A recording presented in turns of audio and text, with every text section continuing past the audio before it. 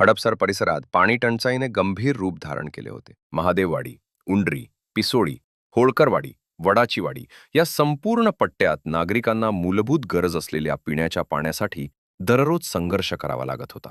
या भागात पुणे महानगरपालिकेकडून हजारो लिटर साठवण क्षमतेच्या भव्य पिण्याच्या पाण्याच्या टाक्या उभारण्यात आल्या होत्या.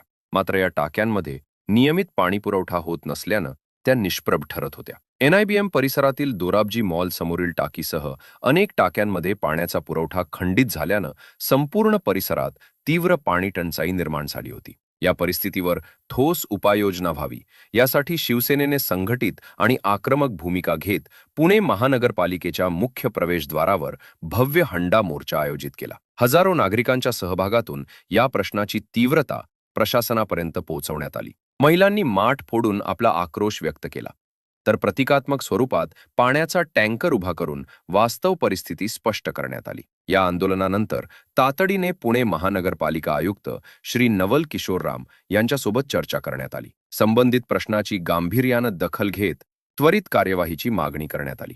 यानंतर हा विषय राज्यस्तरावर नेण्यात आला आणि नगरविकास खात्याअंतर्गत आवश्यक निर्णय व्हावेत यासाठी पाठपुरावा करण्यात आला. महाराष्ट्र राज्याचे उपमुख्यमंत्री श्री एकनाथ शिंदे यांनी या प्रश्नाची दखल घेत संबंधित विभागाला तातडीने आवश्यक निर्देश दिले. त्यानंतर प्रशासनानं युद्ध पातळीवर काम सुरू करत जलवाहिन्या कार्यान्वित करण्याची प्रक्रिया पूर्ण केली.